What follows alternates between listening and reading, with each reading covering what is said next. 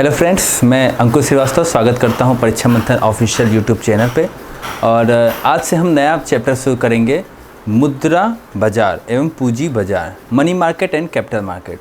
ठीक, जितने भी इकोनॉमिक्स की क्लासेस हैं उनको अगर आप सिक्वेंसली अगर आप देखेंगे तो आपको प्लानिंग कमीशन और फिर योजना आयोग जैसे, और उसके बाद नीति आयोग जो बनी, 5 ईयर के जो चैलेंजेस थे, उसके बाद हमने आपको इवोल्यूशन ऑफ बैंक की हिस्ट्री, जैसे बैंक कैसे इवॉल्व हुआ, इसके बारे में हमने आपसे चर्चा की।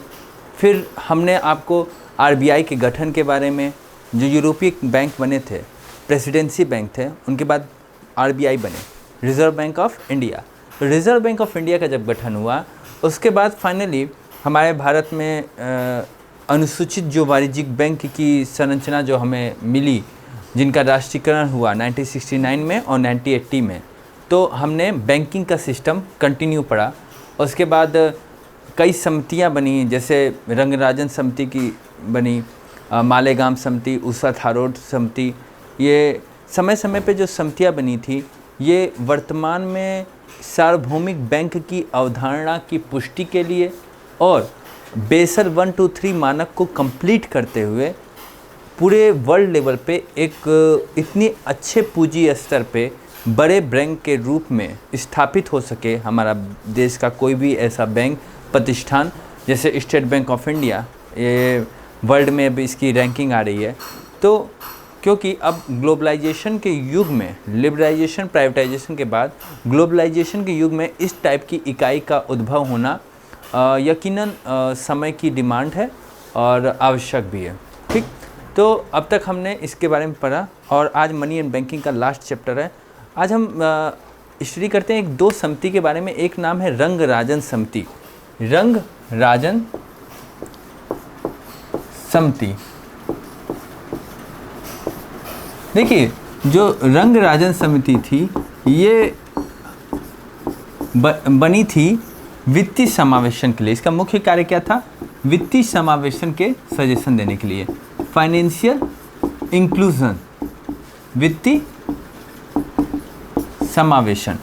तो अगर आपसे कोई पूछे कि रंगराजन समिति किस लिए बना था, तो ये बना था फाइनेंशियल इंक्लूजन के लिए। ठीक, और इन्होंने ही बताया कि सन 2015 तक जब ये बनी थी, तो इसमें ये टारगेट दिया गया था कि सन 2015 तक जितने भी लोग हैं उन तक बैंक खातों की पहुंच हो जाए।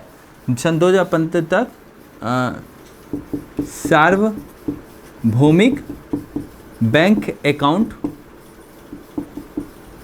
खाते सभी लोगों तक हो जाए। देखिए इसके पीछे लॉजिक क्या है, क्योंकि देखिए जो भी डीबीटी है या किसान क्रेडिट कार्ड है या किसानों को जो उर्वरक की सब्सिडी है, खाद की सब्सिडी है, उन सभी चीज़ों की सब्सिडी को साथ में जो सामाजिक तबका है, जैसे दिव्यांग हैं, वृद्धा पेंशन योजना हो गई, ठीक, महिलाओं के लिए हो गया, मातृत्व सुरक्षा योजना हो गया, तो ये सभी में जो फाइनेंशियल एड दिया जाता है, ये डायरेक्टली पर्सन तक, डायरेक्टली सब्जेक्ट तक पहुंच जाए, उसके लिए क्या है, उनके पास बेसिक नेसेसिटी क्या होनी चाहिए? खाते होने चाहिए। तो रंगराजन समिति ने ये कहा कि वित्तीय समावेशन हो और 2015 तक सार्वभौमिक खाते सभी तक खोल दिए जाएँ। और इन्होंने ये कहा कि जो शाखा है, बैंक की जो ब्रांचेज हैं, बैंक ब्रांच, वो दूर ना हो। बैंक ब्रांचेज की जो दूरी है, उसकी दूरी को कम किया जाए। तो दूरी को कम करने के लिए क्या मतलब कि ज़्यादा से ज़्यादा बैंक खाते खोला जाए। साथ में इन्होंने कहा कि जो रीजनल ग्रामीण बैंक है, मतलब रीजनल क्षेत्रीय ग्रामीण रूरल बैंक, वो ज़्यादा से ज़्यादा खाते खोलें। मैक्सिमम अकाउंट खोलने का इनको क्या किया दिया गया? टारगेट दिया गया। ठीक, ये है। तो ये है रंगराजन समिति। रंगराजन समिति क्या थी? फाइनेंशियल इंक्लूजन के लिए बनाई गई थी और सन 2015 तक सभी के लिए सार्वभौमिक खाते खोल दिए जाएं, इसके बारे में इसने चर्चा किया था। अब हम बात करते हैं नचिकेत मोर समिति की। नचिकेत मोर समिति कब बनी और इसका क्या उद्देश्य था? तो नचिकेत मोर समिति भी वित्तीय समावेशन को लेकर के ही इनका मुख्य मोटिव रहा। नचिकेत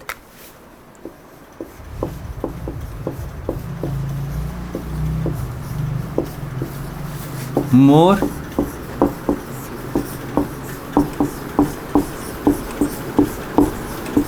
समिति, ठीक है। नचिकेत मोर समिति, नचिकेत मोर समिति जो थी वो वित्तीय समावेशन पे मोटिव इसका फोकस था और इसी का कॉन्सेप्ट था जन धन योजना या नो फ्रिल अकाउंट। इन्हीं का कॉन्सेप्ट है, विचार है क्या, प्रधानमंत्री Jan Dhan Yojana, that is no frill account, ठीक, बैंक अकाउंट। ये केवल आधार कार्ड पे आप बैंक अकाउंट इसमें जारी हो जाता है और इसमें ये कहा गया कि जो बैंकों की दूरियां हैं उनको ख़त्म कर दिया जाए, कम कर दिया जाए और निवेश के ऑप्शंस को क्या किया जाए, बढ़ाया जाए। और जो स्मॉल फाइनेंशियल बैंक है, फाइनेंस बैंक और पेमेंट बैंक, इन्हीं का कॉन्सेप्ट है। इन्हीं का कॉन्सेप्ट और क्या है, एक तो ये है वन, दूसरा और ये किस तरह पे, आधार कार्ड पे खोला जाए। दूसरा था small finance bank, small finance bank. अगर ये अच्छा कार्य करते हैं तो ये भी एक यूनिवर्सल बैंक की तरह से कार्य करते हैं। यूनिवर्सल बैंक की तरह से मतलब वो भी, अगर यूनिवर्सल बैंक का जब भी हम कहते हैं तो इसका मतलब वो करंट अकाउंट खोल सकते हैं, सेविंग अकाउंट खोल सकते हैं, फिक्स डिपॉजिट कर सकते हैं और रिकरेंट डिपॉजिट भी वहाँ पे हो सकता है। रिकरेंट डिपॉजिट मतलब प्रत्येक माह पे एक फिक्स अवधि पे जमा हो सकती है। एफडी मतलब एक टर्म पीरियड होता है, 1 ईयर 2 ईयर, इस तरह से। ये बचत खाता है और ये चालू खाता है। तो स्मॉल फाइनेंस बैंक और तीसरा क्या है, पेमेंट बैंक। पेमेंट बैंक भी इनका कॉन्सेप्ट है। इसके पीछे इनका मेन मोटिव क्या है, इनका मेन मोटिव इसके पीछे क्या है, मेन वर्क, मेन मोटिव अगर आप देखेंगे तो वो है वित्तीय समावेशन, फाइनेंशियल इंक्लूजन, ठीक। ये है आपका नचिकेत मोर समिति।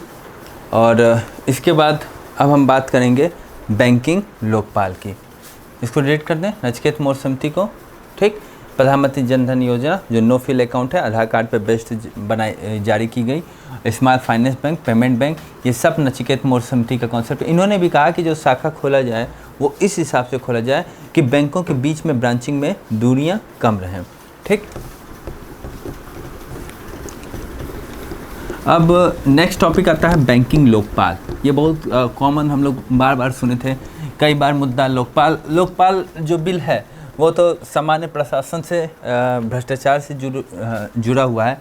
बैंकिंग लोकपाल भी एक तरह से बैंकिंग के सेक्टर में जो भ्रष्टाचार है या लाल फीताशाही या लेट लतीफ़ी है, ठीक है, भुगतान के निस्तारण में या बैंकिंग कार्य के निस्तारण में, उसके लिए अगर 1 माह का एक समय है और वो 1 माह के समय से ज़्यादा समय हो जाता है तो हर बैंक में एक लोकपाल होता है।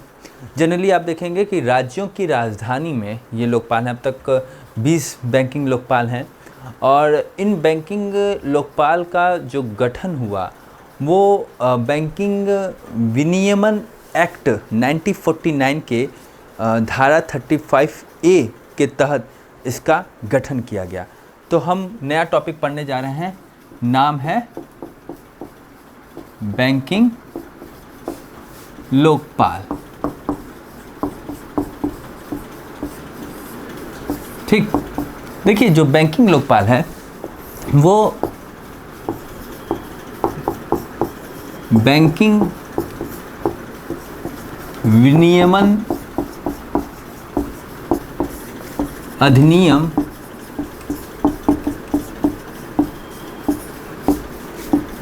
1949 के 35A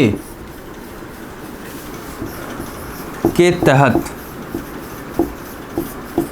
ठीक, ये बैंकिंग एक्ट लागू किया गया और बैंकिंग लोकपाल लागू किया गया। वर्तमान में ये कब से है? 2006 से परिचालन में है। 2006 से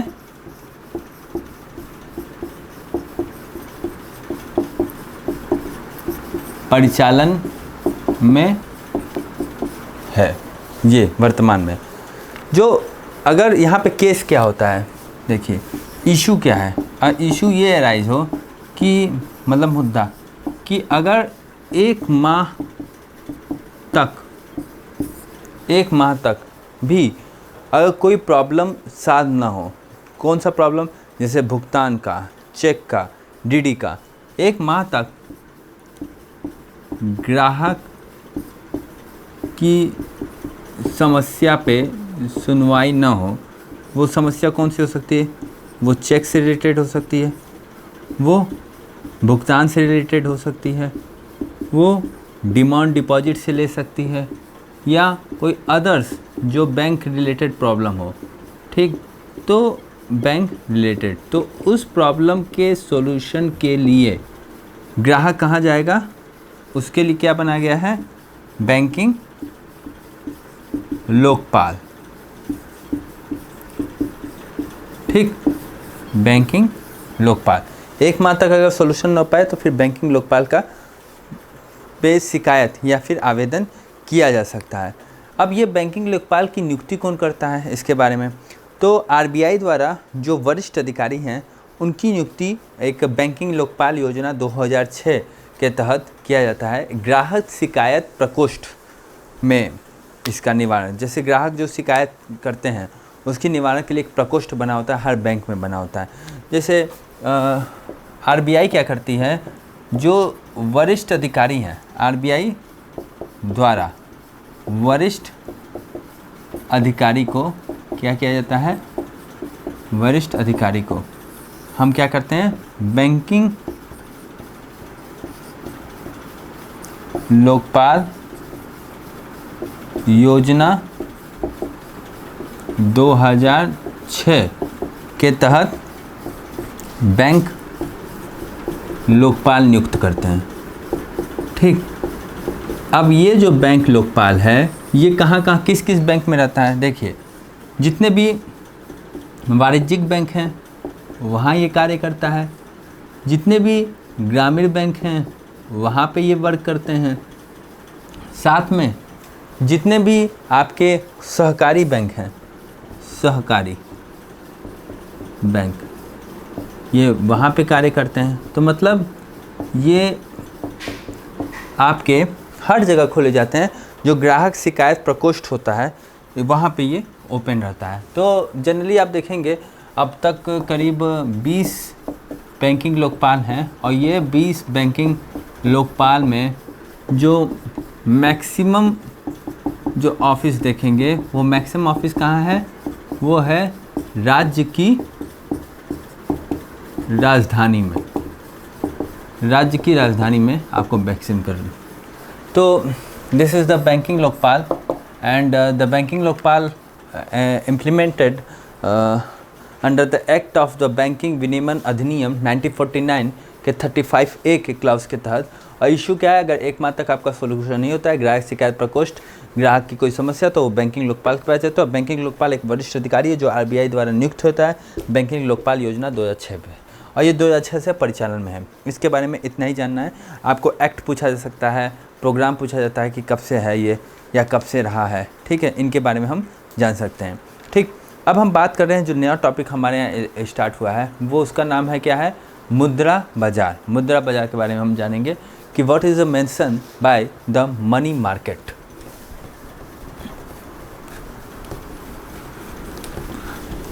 मनी मार्केट क्या है? एक अल्प अवधि का मार्केट है ये। अल्प अवधि मतलब जिसका समय काफ़ी कम हो, 1 साल से कम हो। ठीक है, तो उसे हम मनी मार्केट कहते हैं। ठीक, तो मुद्रा बाजार, मनी मार्केट, ये क्या है? मनी मार्केट क्या है कि ये एक जैसे कि जो भी लघु अवधि का मार्केट होता है 365 दिन से कम के, तो वहाँ पे जो कार्य होता है उसकी टाइम पीरियड 365 दिन की कम की होती है। और मतलब 364 दिन में कर लीजिए या 365 दिन के अंदर कर लीजिए, ठीक है। और यहाँ पे इतने दिन के लिए ही ऋण की उपलब्धता होती है। और यहाँ इसलिए हम इसको क्या कहते हैं, अल्पकालिक धन का बाजार भी कहते हैं। तो नया टॉपिक है मुद्रा बाजार।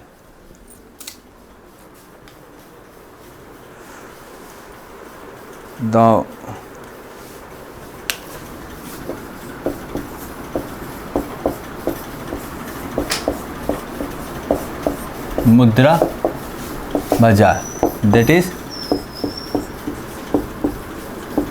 मनी मार्केट, ठीक, मनी मार्केट, मुद्रा बाजार। ये एक लघु अवधि की जो ऋण है, लघु अवधि की ऋण की उपलब्धता यहाँ पे होती है। पहली चीज़, लघु अवधि के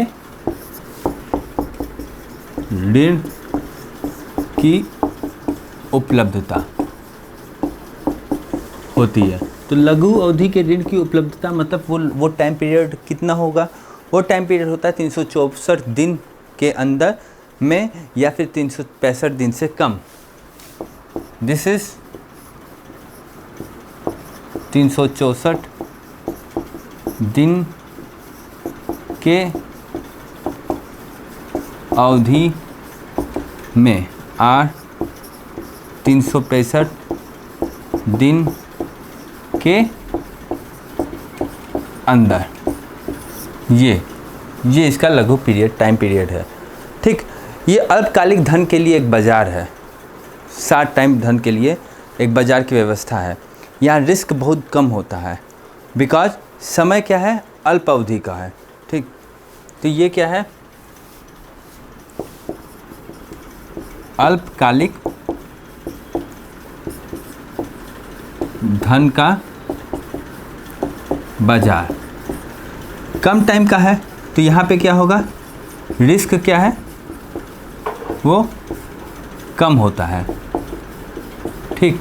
और रिस्क कम होता है और लिक्विडिटी जो होती है यहाँ पे बहुत ज़्यादा होती है, ठीक। मनी की लिक्विडिटी वो ज़्यादा होती है बिकॉज समय क्या है, अल्प अवधि का है, तो लिक्विडिटी भी ज़्यादा होती है।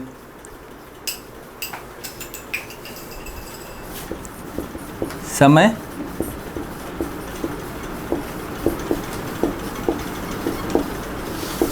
अल्प अवधि का होता है, तो यहाँ रिस्क कम होता है, समय अल्प अवधि का होता है, दैट वाई इसको हम क्या कहते हैं, अल्पकालिक धन का बाजार, ठीक है। बाजार में विनियमन क्या होता है, थोक स्तर पे होता है, इसलिए हम इसको और क्या कहते हैं कि ये थोक बाजार भी है। इस कहीं कहीं इसको हम थोक बाजार भी कहते हैं। चूँकि यहाँ का टाइम पीरियड बहुत कम होता है, रिस्क बहुत कम है, तो इसलिए आपका क्या जितना ज़्यादा रिस्क लेंगे उतना ज़्यादा बेनिफिट। तो यहाँ रिटर्न क्या होता है, रिटर्न लाभ वो क्या होता है, कम होता है, लाभ कम होता है, रिस्क कम है और समय क्या है, वो अल्प है। ये एक मुद्रा बाजार की खासियत होती है। और यहाँ पे जो विनियमन होता है, बाजार में विनियमन वो थोक स्तर पे होता है, ठीक। थोक स्तर पर क्या होता है, एक्सचेंज होता है, विनियमन होता है। इसलिए कई बार हम इसको हम कहते हैं, इसलिए इसको हम कई बार और क्या कहते हैं, दैट इज मुद्रा बाजार या फिर थोक बाजार। ये अल्प अवधि का मीन हमने आपको बता दिया, तो 364 दिन में होता है या 365 दिन के अंदर होता है। अब यहाँ पे यह बैंक क्या होता है, यह बैंक अल्पकालिक धन के लिए, ऋण के लिए क्या करते हैं, आरबीआई या अन्य बैंक के पास अगर इतने कम टाइम के लिए जाते हैं तो ये मनी मार्केट के अंतर्गत जाते हैं। मान लीजिए कोई बैंक है, वो बैंक को पैसे की ज़रूरत है, वो पैसे की ज़रूरत 365 दिन के अंदर है या फिर 364 दिन के लिए है, ठीक। तो फॉर 364 दिन, ठीक। तो फिर वो बैंक कहाँ जाएगा, या तो वो किसी कमर्शियल बैंक के पास जा सकता है, ठीक है, या फिर आरबीआई के पास जाएगा। तो जिस सुविधा के तहत जाएगा, जिस ये जो सिस्टम कहलाएगा, वो सिस्टम क्या कहलाएगा, वो सिस्टम कहलाएगा मुद्रा बाजार, मनी मार्केट। इसको हम मनी मार्केट कहेंगे, ठीक है। तो ये पार्ट ऑफ मनी मार्केट, कि ये मनी मार्केट का ही पार्ट चल रहा है। अब हम बात करते हैं, इसमें भी कई टाइप के मनी होते हैं। जैसे कि हम कहते हैं कॉल मनी, कॉल मनी मतलब क्या होता है, लेस देन 1 डे। कई बार क्या होता है, जैसे ICICI बैंक है, उसने क्या किया कि स्टेट बैंक ऑफ इंडिया से एक दिन के लिए अपनी देयता को, अपनी साख को पूर्ति करने के लिए धन लिया, तो उस मनी को हम क्या कहते हैं, that is called as the call money. एक दिन से कम समय के लिए, लेस देन 1 डे। तो इसको मिटा दें। मुद्रा बाजार के बारे में एक इंट्रो हो गया। मुद्रा बाजार क्या है, एक अल्पकालिक धन का जो व्यापार होता है, बाजार होता है, उसे हम कहते हैं मुद्रा बाजार। ठीक, अब इसमें भी 3 टाइप के मनी होते हैं। इससे पहले हम यहाँ पे चर्चा कर रहे हैं कॉल मनी की।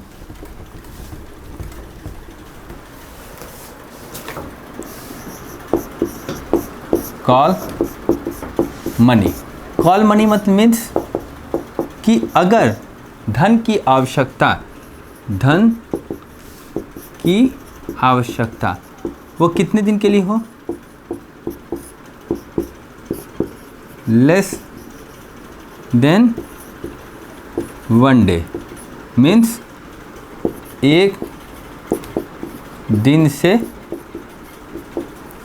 कम के लिए, तब हम इसे क्या कहेंगे, कॉल मनी कहेंगे। दैट इज़, जैसे मान लीजिए ICICI ने, हमने आपको बताया, SBI से अगर धन के लिए मांग किया या बैंक ऑफ बड़ौदा से धन की मांग किया, तो उससे क्या कहते हैं, हम कॉल मनी कहेंगे।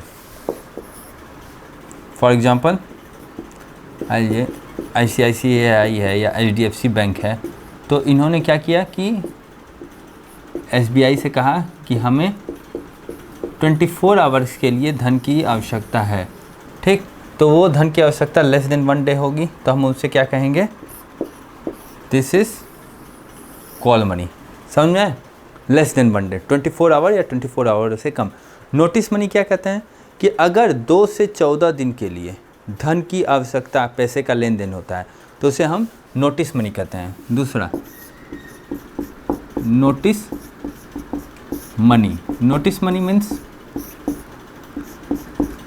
कि जो धन का लेन देन है उसके लिए टाइम लिमिट क्या है, या डिफरेंस टाइम लिमिट में है, 2 से 14 दिन का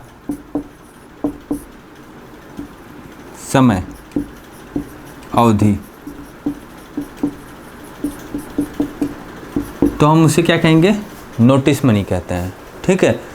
टर्म मनी क्या होता है, अगर 3 महीने के लिए अगर कोई धन लिया जाए कि 3 माह या 90 दिन में ही पूरा लेन देन पूरा होता है, तो उसे हम क्या कहते हैं, टर्म मनी। तीसरा, टर्म मनी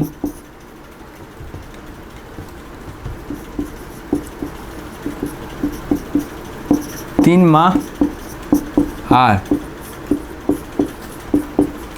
90 दिन के लिए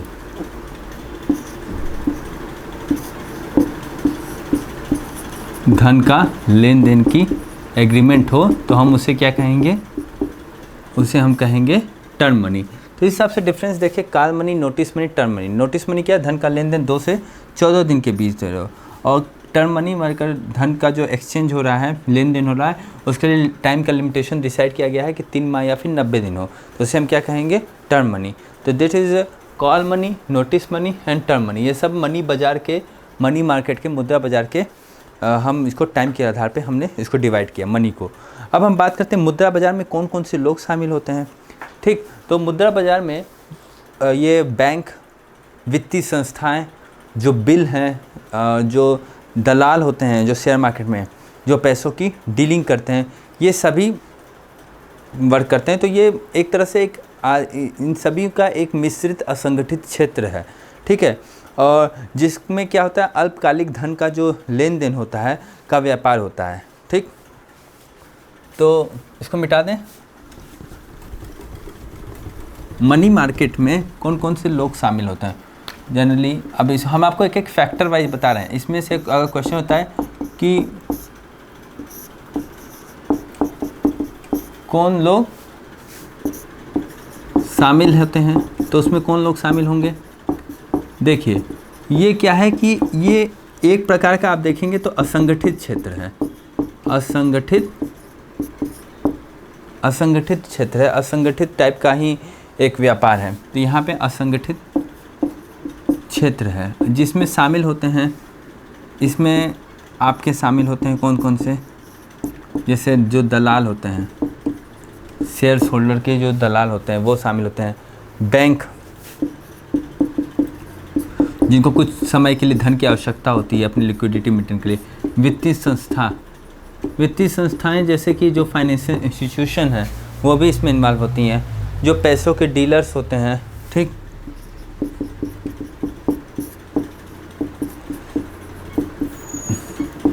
एंड बिल, ये सभी एक साथ क्या होते हैं, शामिल होते हैं। और ये सभी शामिल होकर के क्या करते हैं, वर्क करते हैं मनी मार्केट में। तो इस हिसाब से ये अल्पकालिक धन का जो व्यापार ये लोग मिल के करते हैं, ठीक, और क्या करते हैं, अल्पकालिक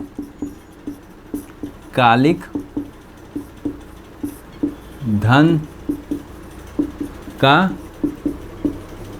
व्यापार, ये किसका पार्ट है, ये है मुद्रा बाजार, या फिर आप इसे और क्या कह सकते हैं, थोक बाजार का पार्ट, ठीक।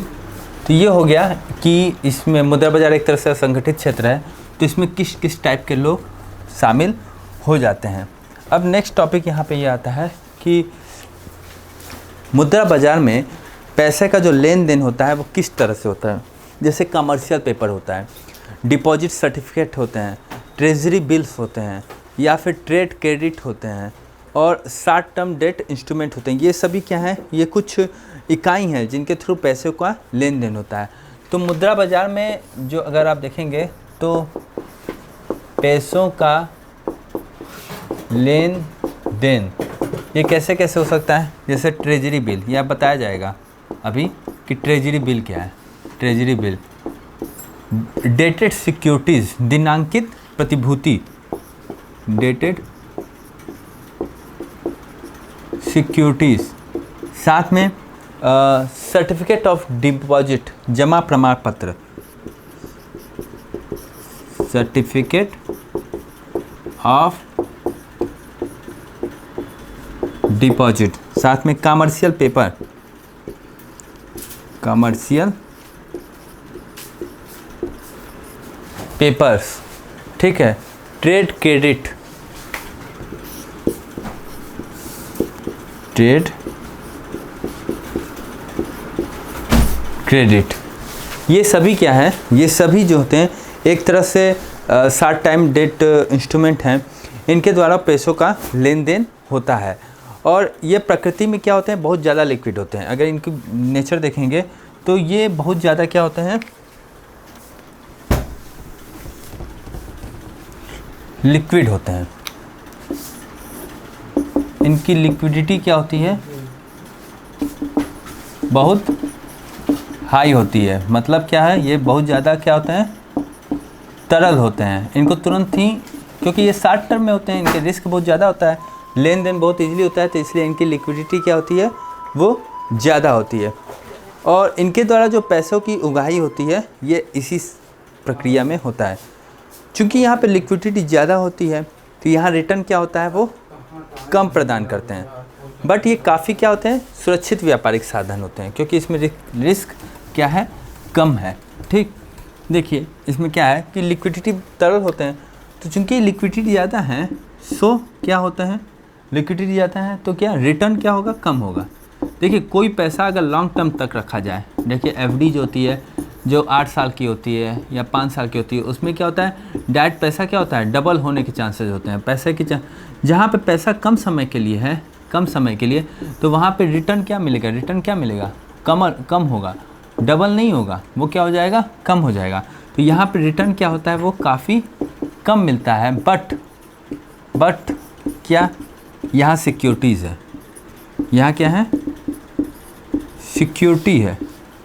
सिक्योरिटी मीन्स सुरक्षा है, आपका पैसा जो होता है वो लैप्स नहीं होगा, पैसा जो होता है अत्यधिक सुरक्षित है, तुरंत ही मिल जाएगा।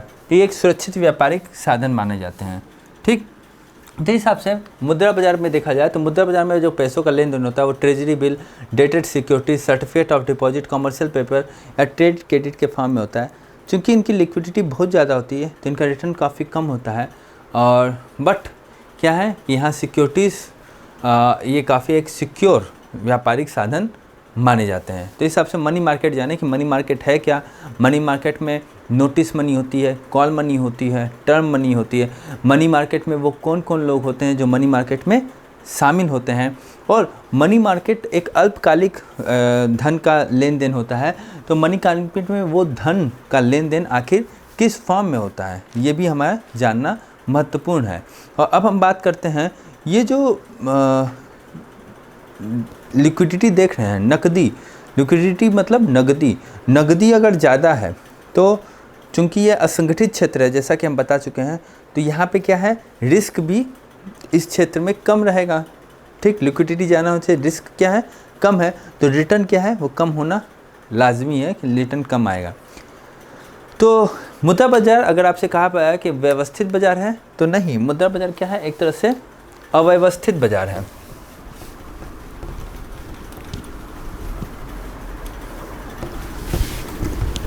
एक असंगठित क्षेत्र का अव्यवस्थित अल्पकालिक बाजार। तो मुद्रा बाजार एक तरह से अगर आप देखेंगे तो ये अव्यवस्थित है। ठीक, चूंकि यहाँ पे तरलता क्या होती है, वो मैक्सिमम होती है, इसलिए लिक्विडिटी जाता है तो वहाँ पे रिटर्न क्या होता है, रिटर्न कम होता है। नगदी जो होती है वो ज़्यादा है।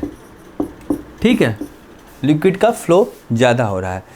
और एक चीज़ कि यहाँ पे ये स्टॉक एक्सचेंज से अलग है, शेयर होल्डर मार्केट में ही आता है। ये एक अव्यवस्थित बाजार है एंड स्टॉक एक्सचेंज से अलग कार्य कर रहा है। अगर आपसे पूछ दे कि मुद्रा बाजार स्टॉक एक्सचेंज में काम करता है तो नहीं, कार्य करता। तो ये असंगठित क्षेत्र है और ये स्टॉक एक्सचेंज से अलग कार्य करता है, ये ध्यान देने की ज़रूरत है। देखिए यहाँ पे जो लेन देन होता है वो फ़ोन, ईमेल, ऑनलाइन माध्यम से द्वारा पार्टियों के बीच में ओवर द काउंटर होती है। तो जो लेन देन होता है वो लेन देन कैसे होता है, आपको बता दें, लेन देन का इंस्ट्रूमेंट बताए थे, पर लेन देन ये होता कैसे है, क्वेश्चन ये अगर आपके दिमाग में आए कि ये होता कैसे है। ठीक, तो देखिए इसके लिए मॉडर्न जैसे फ़ोन है, फ़ोन कॉल है, ठीक, ईमेल है, ठीक, फ़ोन कॉल हो गया, ईमेल हो गया, या फिर फैक्स हो गया, हैं, ऑनलाइन, इन सभी के द्वारा इसका ये ओवर द काउंटर होता है, ओवर द काउंटर, इसको आप कहेंगे OTC द्वारा होता है। ठीक, तो अब तक आपको इतनी बातें समझ में आई कि मनी मार्केट एक अव्यवस्थित बाजार है जो स्टॉक एक्सचेंज से अलग कार्य कर रहा है। क्योंकि यहाँ तरलता बहुत ज़्यादा है, रिटर्न बहुत कम है, इसलिए नकदी यहाँ पे ज़्यादा है। लेन देन ये होता है, बट ये होता है किसे, online phone, email, fax, online, इन सभी माध्यम द्वारा ओवर द काउंटर होता है। ठीक है, ये चीज़ें हमें जाननी है। अब हम ये बात ये कहते हैं कि यहाँ पे वर्क करते हैं, तो जो वर्क, इनका वर्क है क्या, जो उद्योग हैं, इंडस्ट्रीज़ हैं, उनको कार्यशील पूंजी की आवश्यकता को पूरी करने में मदद करना। तो इनका जो वर्क है वो वर्क क्या है, कार्य क्या है, कार्य क्या है, तो इनका कार्य यह है कि उद्योगों को, ठीक, कार्यशील पूंजी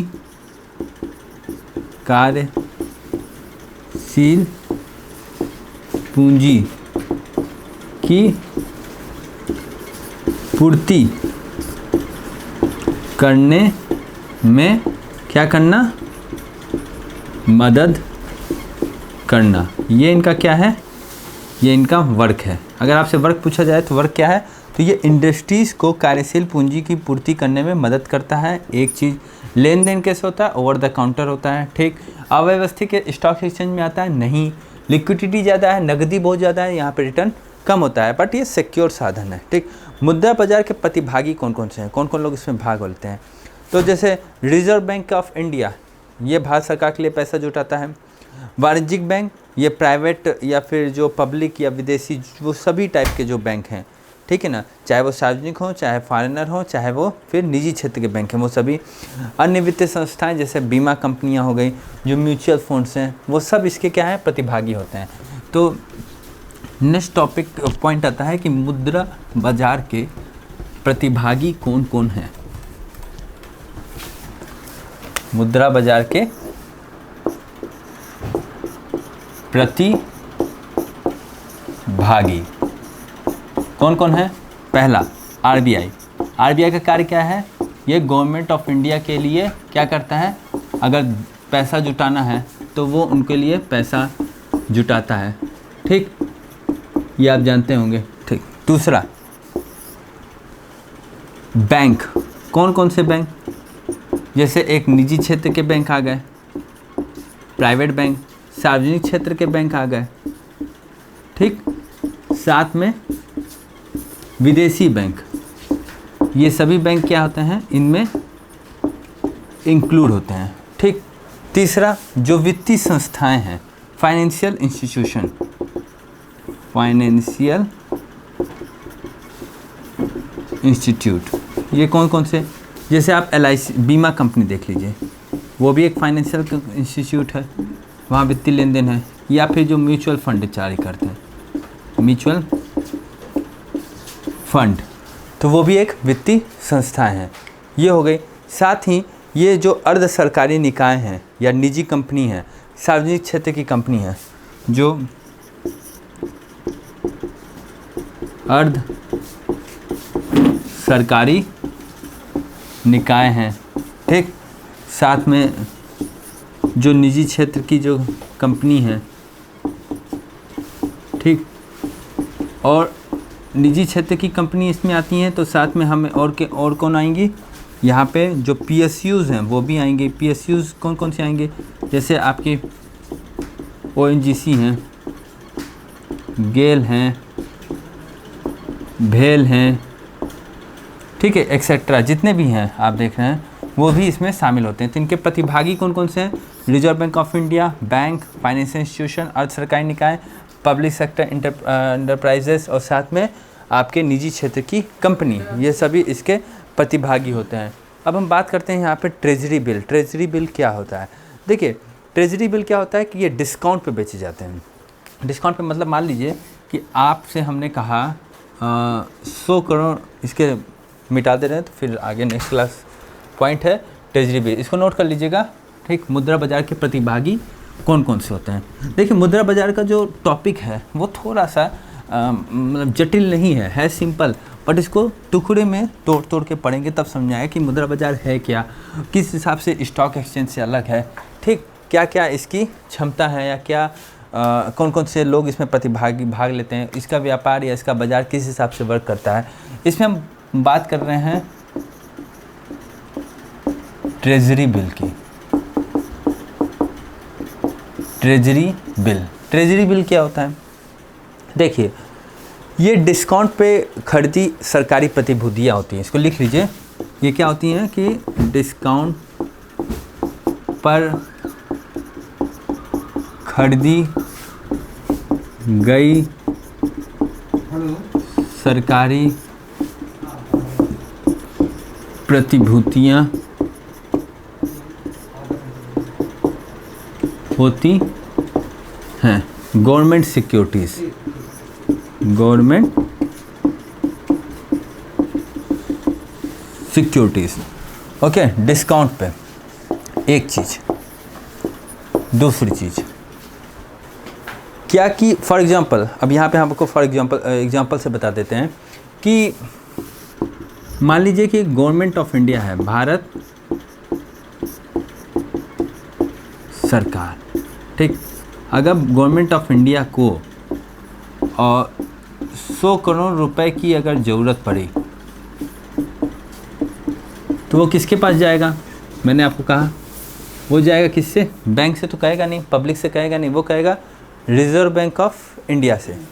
ठीक, वो बाज़ार से सीधे ले नहीं सकता है, किससे ले सकता है, मान लीजिए बाज़ार से ले सकता है नहीं, बैंक से, जनरल बैंक से नहीं, पब्लिक से नहीं, तब वो किससे लेगा, रिजर्व बैंक ऑफ इंडिया से।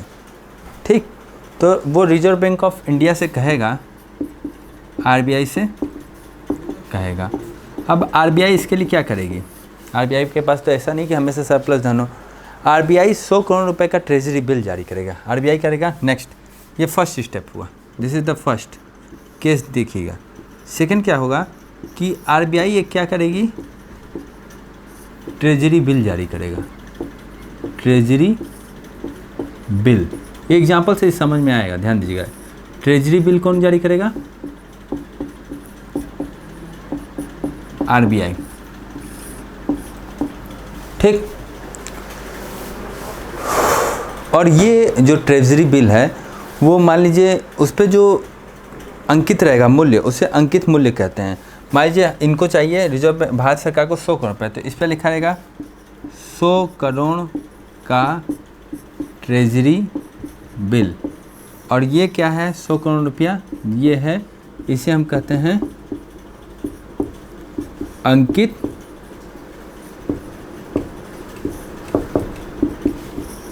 मूल्य। ठीक, अब बट इसे बेचा जाता है कितने में, इसको बेचा जाता है मिनिमम 12% के डिस्काउंट पर।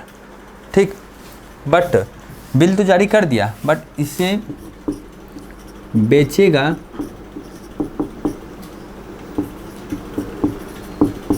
बेचा जाएगा मिनिमम 12% के डिस्काउंट पे। मीन्स कितना होगा ये, मान लीजिए 100 करोड़ है तो ये हो जाएगा टोटल 12.5%, तो 87.5%। आज ये 12.5% है तो 87.5 करोड़ रुपए में बैंक क्या करेंगे, इसे परचेज करेंगे, खरीदेंगे। ठीक, ध्यान दीजिएगा, 12.5% के डिस्काउंट पे बेचा गया और अंकित मूल्य क्या है, 100 करोड़ का 87.5% करोड़ रुपये में बेचे। और ये 87.5 करोड़ रुपए ये फिर किसको मिल जाएगा, थर्ड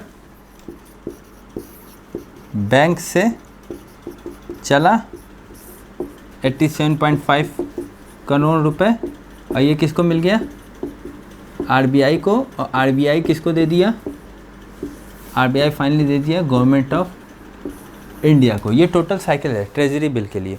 ठीक, और ये जो 87.5 करोड़ में जो खरीदेगा आरबीआई से, वो आरबीआई से कितने दिन बाद, करीब करीब 91 दिन या फिर 182 दिन या 364 दिन बाद इसको लौटाना रहेगा। ठीक, फोर्थ स्टेप में ये होगा कि बैंक क्या करेगी कि टोटल 81 या फिर 81 दिन हो गया, या फिर नहीं सॉरी 81 नहीं 91 दिन हो गया, या फिर इसका दोगुना कर देंगे कितना हो जाएगा 182 दिन, या फिर इसका दोगुना कर दीजिए कितना हो गया 364 दिन। देख रहे हैं टाइम लिमिट लघु समय ही है, 1 साल से कम है। 364 दिन में वापस करेंगे किसको,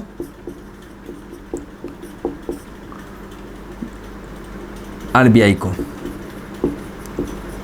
और आरबीआई इनको क्या देगा, इसके एवज में आरबीआई इनको 100 करोड़ रुपए वापस करेगा।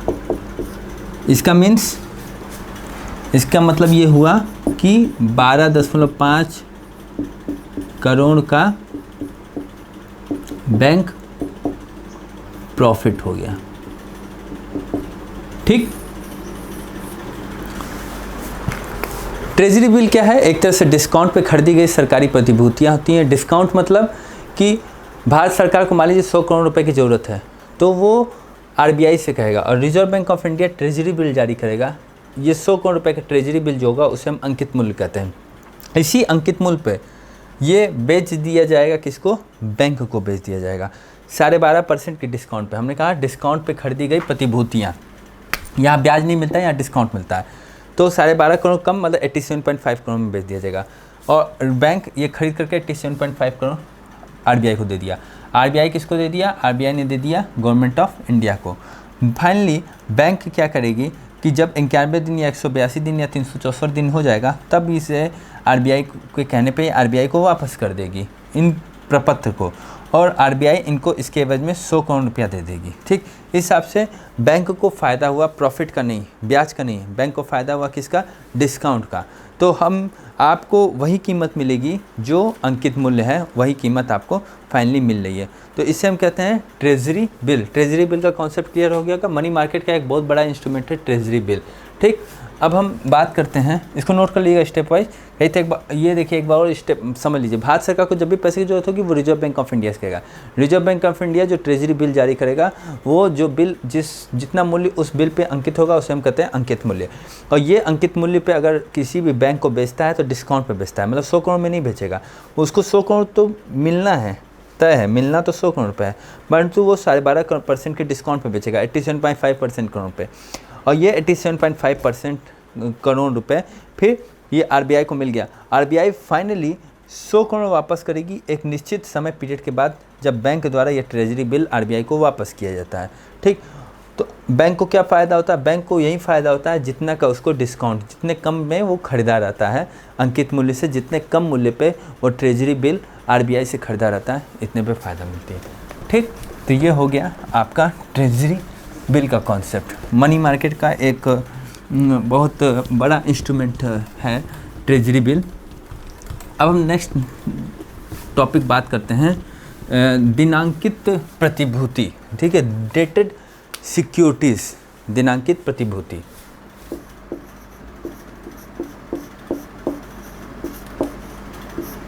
दिनांकित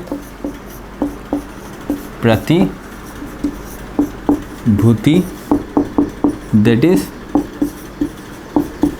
डेटेड सिक्योरिटीज़। दिनांकित प्रतिभूति क्या होती है? इसे डिस्काउंट पे नहीं लेते हैं, इसे हम क्या कहते हैं? इस पर ब्याज मिलता है। पहली चीज़ क्या है कि इस पर ब्याज मिलता है, जबकि ट्रेजरी बिल में क्या होता है? ट्रेजरी बिल में क्या होता है? ट्रेजरी बिल में डिस्काउंट मिल रहा था, डिस्काउंट पे परचेज करते थे, परंतु यहाँ पे क्या होता है? यहाँ पे ब्याज मिलता है। ये फर्स्ट इंपॉर्टेंट डिफरेंस। मतलब अगर 100 करोड़ रुपए की सरकारी प्रतिभूति है और बैंक ने इसको खरीदा, तो बैंक ने 100 करोड़ रुपए आरबीआई को दे दिए और मान लो 7% ब्याज पे, और जब ये मैच्योर होगा, मान लीजिए 6 मंथ में मैच्योर होता है, तो आफ्टर 6 मंथ बैंक जो है वो आरबीआई को ये प्रतिभूति लौटाएगा और आरबीआई उसको 7% ब्याज के साथ धन उसे वापस करेगा। ठीक है, तो यहाँ पे डिस्काउंट नहीं मिलता है, ये मेन डिफरेंस है। मतलब हमने कहा कि गवर्नमेंट ऑफ इंडिया को ज़रूरत है, ठीक, government of India need of money, तो वो किसको कॉल करेगा? वो कहेगा आरबीआई से, और आरबीआई क्या करेगा? यहाँ पे अगर डेटेड सिक्योरिटीज़ जारी करता है, डेटेड सिक्योरिटीज़, तो ये डेटेड सिक्योरिटीज़ किसको बेचा जाता है? बैंक को। बैंक क्या करेंगे कि मान लीजिए फॉर एग्ज़ाम्पल ये है 100 करोड़ रुपए के, तो यहाँ पे क्या होता है?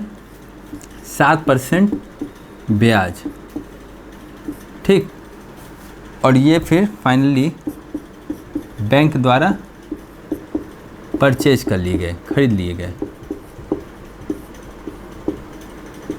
तो बैंक क्या करेगा कि यहाँ पे बैंक ये करेगा कि आरबीआई को 100 करोड़ रुपए दे दिए, ठीक, 100 करोड़ तो क्या कर दिए?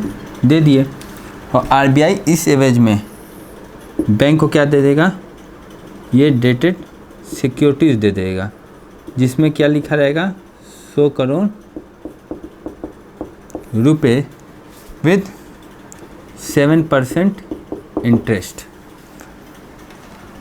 आफ्टर 6 मंथ, अगर मान लीजिए 6 मंथ है किसका टाइम ऑफ मैच्योरिटी का टाइम है, तो 6 मंथ के बाद क्या होगा, 6 माह के बाद बैंक ने अगर इस डेटेड सिक्योरिटीज़ को लौटा दिया, आरबीआई को लौटाया, तो आरबीआई क्या देगा, आरबीआई इनको 7% प्लस ब्याज के साथ, एक तो मूलधन देगा, मूलधन के साथ क्या देगा, 7% ब्याज देगा। और यहाँ पे प्रॉफिट क्या है, ये जो 7% ब्याज है यही इनका बैंक का क्या है, प्रॉफिट है। तो ये आपका डिफरेंस है ट्रेजरी बिल से। ट्रेजरी बिल में डिस्काउंट मिल रहा था, यहाँ पे फुल आपको पेमेंट करना पड़ रहा है और साथ में केवल इंटरेस्ट मिल रहा है, ब्याज मिल रहा है। That is called as the dated securities. तो डेटेड सिक्योरिटीज़ दिनांकित प्रतिभूति है, या इन पर ब्याज मिलता है। ये ट्रेजरी बिल में डिस्काउंट मिलता है, यहाँ पे ब्याज मिलता है। गवर्नमेंट ऑफ इंडिया को अगर नीड है मनी से, तो वो निश्चित है आरबीआई से कहेगा। आरबीआई क्या करेगा, वो बैंक से पैसा इकट्ठा करेगा। मान लीजिए 100 करोड़ रुपए का है, तो इसको हम 7% ब्याज पे आरबीआई बैंक को बेच देगा। जब ये और आरबीआई को बैंक क्या करेगी, 100 करोड़ रुपये दे दी। ये तो 100 करोड़ रुपया कहाँ चला गया, गवर्नमेंट ऑफ इंडिया के पास चला गया, ठीक, गवर्नमेंट ऑफ इंडिया के पास, ठीक। और डेटेड सिक्योरिटी 7% ब्याज के साथ बैंक रख लिया। अगर मैच्योरिटी पीरियड 6 महीने का, 6 महीने के बाद क्या होगा, बैंक इसको लौटाएगा और बैंक को क्या मिलेगा, मूलधन मिलेगा प्लस 7% ब्याज मिलेगा। तो इस हिसाब से हम लोगों ने जाना कि क्या है मुद्रा बाज़ार, वहाँ पे कौन कौन लोग उसमें प्रतिभागी भाग लेते हैं, वहाँ पे लेन देन किस हिसाब से होता है, notice money, call money, term money, ये सभी मनी के क्या टाइप होते हैं। हमने जाना कि ट्रेजरी बिल जो इसके इंस्ट्रूमेंट हैं वो क्या हैं और डेटेड सिक्योरिटीज़ क्या हैं। नेक्स्ट टॉपिक में क्लास में हम मुद्रा बाज़ार के अन्य टॉपिक जैसे कमर्शियल पेपर हैं या सर्टिफिकेट ऑफ डिपॉजिट, इनके बारे में अध्ययन करेंगे। धन्यवाद, नमस्ते।